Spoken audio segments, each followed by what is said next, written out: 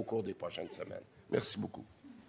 En question principale, je reconnais maintenant la chef du deuxième groupe d'opposition. Merci, Madame la Présidente. Hier, j'ai demandé au premier ministre s'il était conscient de l'impact négatif sur les femmes de sa loi spéciale, puis il m'a dit qu'il ne comprenait pas ce que je lui disais.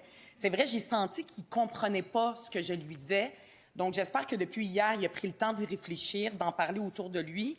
Mais je vais quand même essayer ce matin du mieux que je peux de le sensibiliser à la situation, à l'impact discriminatoire de sa loi sur les femmes. Le ministre de la Santé, il a exclu du calcul des pénalités les médecins de 63 ans et plus. C'est en majorité des hommes, ils s'approchent de la retraite, puis c'est vrai, il a dit, je vais les exclure, mais le problème reste entier pour les femmes. Il n'y a aucune exemption pour les femmes médecins qui peuvent avoir des enfants qui vont tomber enceintes et aller en congé de maternité. Donc, elles vont continuer à être pénalisées. C'est discriminatoire. Sa loi spéciale, elle a beaucoup de défauts, mais en plus, elle a un impact encore plus négatif sur les femmes. Le premier ministre, je suis sûre qu'il est sensible à ça. Il passe son temps à nous dire à quel point l'égalité entre les femmes et les hommes, c'est important. Donc, j'espère que maintenant, il a compris ce que je suis en train de lui dire, ce que les femmes médecins sont en train de lui dire. Est-ce qu'il est prêt à revoir sa loi pour éviter qu'elle discrimine les femmes? La réponse du premier ministre. Bien, Madame la Présidente, la réponse simple, c'est que la loi ne discrimine pas les femmes. Au contraire, on pense que la loi 2 va permettre d'avantager les femmes médecins. Donc, on a un désaccord très important et, sincèrement, j'essaie de comprendre la chef du deuxième groupe d'opposition.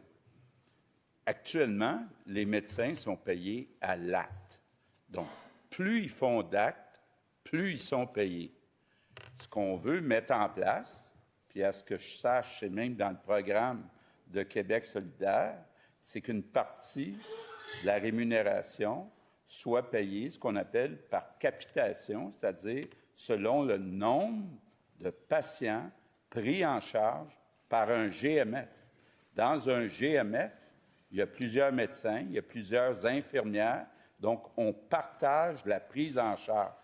Donc, est-ce que la chef du deuxième groupe d'opposition peut m'expliquer en quoi la capitation désavantage les femmes par rapport à un paiement à l'acte? Première complémentaire. Tout le monde est en désaccord avec le gouvernement. La loi discrimine les femmes.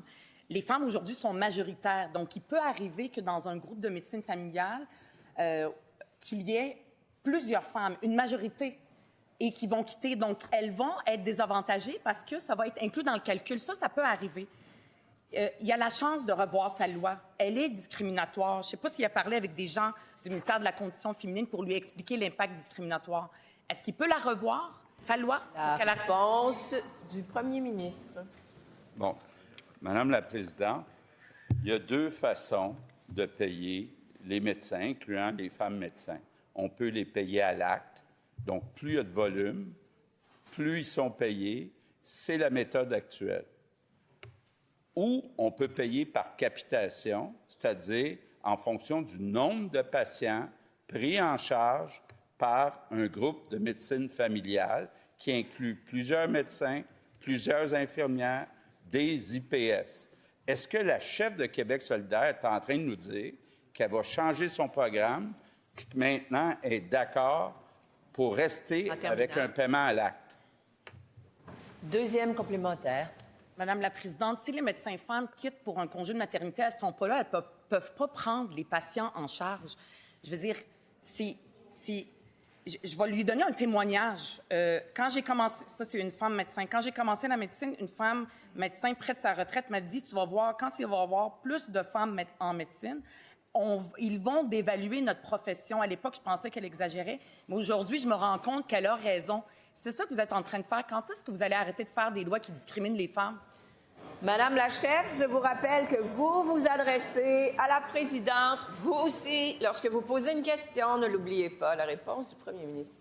Oui, Madame la Présidente, la chef de Québec solidaire est en train de nous dire si une femme qui a accouché veut prendre du temps, elle serait mieux traitée avec un paiement à l'acte, ça veut dire un paiement au volume, qu'avec un paiement à la capitation ou avec une dizaine d'autres médecins, elle partage la prise en charge d'un certain nombre de patients.